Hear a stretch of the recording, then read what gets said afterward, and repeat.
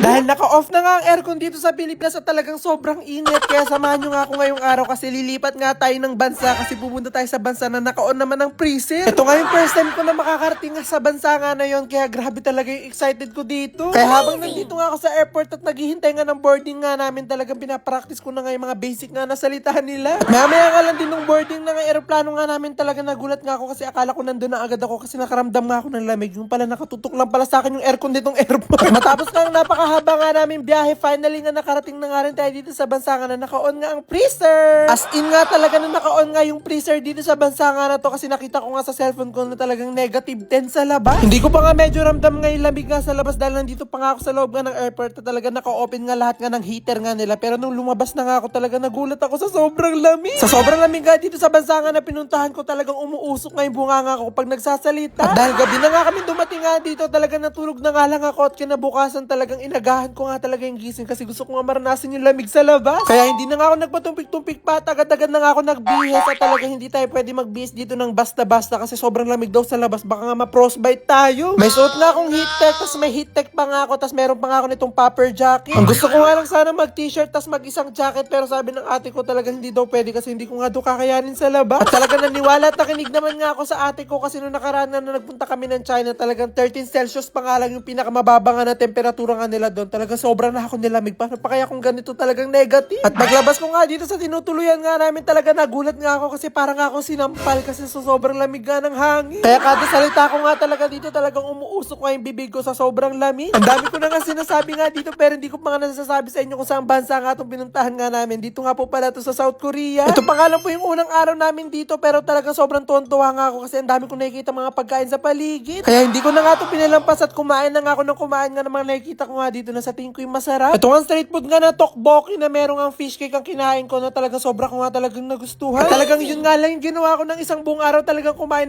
nga ng street food nga dito. Tapos nung kinabukasan nga, iba naman yung aming itinerary. At simula nga nung dumating ako dito sa South Korea, talaga wala akong ginawa kundi nga magpausok dito sa bunganga ko. At habang naglalakad nga kami papunta dun sa pupuntahan namin, nakita ko nga namin nagbibenta nga ng ganito. Talaga sobrang ako na-curious kasi meron nga sang pistachio. At nung pagkakita ko nga talaga na pa-order nga ako at nung nakita ko nga na ginagawa to, talaga nagulat ako kasi sobrang dami nila maglagay dito ng pistachio. At nagkakalaga nga siya ng 6,001 or 250 pesos at talagang worth it na nga siya sa sobrang dami niya nga laman. At di nga lang siya worth it nga sa presyo niya, talagang sobrang sarap nga din. At maya-maya nga lang din nakapunta na nga kami dito sa aming destination at di ko nga alam kung saan lugar to, talagang dito nga lang ako pinunta ng mga kasama ko. Kaya sa mga nakapunta na nga dyan sa South Korea, i-comment nyo na nga lang po kung saan lugar to kasi nalimutan ko. At dito naman sa aming third day ay pumunta naman nga kami dito sa Han River kasi nag-request nga ako na gusto ko kumain nga ng ramen dito. Ang balak ko nga sana kumain ng ramen habang nasa labas tapos tinitignan yung mga tanawin, kaso talagang hindi kaya sa sobrang lamig dito sa labas, talagang hindi ka makakatagal. Kaya pagkatapos kong kumain ng ramen ko, yung malis na nga ako doon para nga matry naman nga itong pag-i-slide dito sa may snow. At akala ko nga talaga sobrang nakaka-enjoy lang at talagang hindi nakakatakot, pero nung nag-slide na nga ako parang nga akong tutumba kaya talagang takot na takot ako. Pero ito nga yung takot na talagang sobrang nakaka-enjoy kasi sobrang sarap nga sa pakiramdam. At ito na nga yung pang-apat na araw namin dito sa South Korea at medyo hindi na nga ako nag-enjoy sa lamig. Pero kahit nga sobrang lamig dito sa South Korea, talagang tuwan-tuwa nga ako kasi talagang hindi nagda-dry nga yung labi ko. Paano naman kasi lagi kong dala nga tong lip serum ko na talagang lagi kong ginagamit para talagang hindi mag-dry yung labi ko. At hindi nga lang nakaka-prevent ka ng dryness nga ng lips nga natin itong lip serum na ginagamit ko, talagang nakakatulong pa siya para makapagpa-brightens nga ng ating lips. Kaya kung hindi nga pantay yung kulay ng labi mo, talagang perfect na perfect nga sa'yo to. Basta i-apply mo nga lang siya araw-araw sa loob nga ng 14 days. By the way, ito nga po palang lip serum ng Skin Typic yung ginagamit ko at yung shade niya nga po ay pink berry. Kaya kung gusto nyo, ilalagay ko na lang sa comment section kung saan ko po siya binili. At ito na nga, nasa trend na nga kami sa mga oras nga na ito. Papunta nga doon sa pupuntahan nga namin napakagandang isla. Puntahan nga talaga siya lahat ng turista na pupunta dito sa South Korea at ito ngayon Nami Island. At talagang worth it naman nga siya puntahan nga kahit malayo kasi napakaganda nga talaga dito. At dahil nga dito sa Nami Island, parang nga ulit ako naging 5 years old kasi talagang tuwan-tuwa nga ako na nakakita nga ako nitong mga snow. At sa mga oras nga na to, talagang nagsasawa na nga ako sa lamig nga ng panahon at parang gusto ko na bumalik nga sa Pilipinas.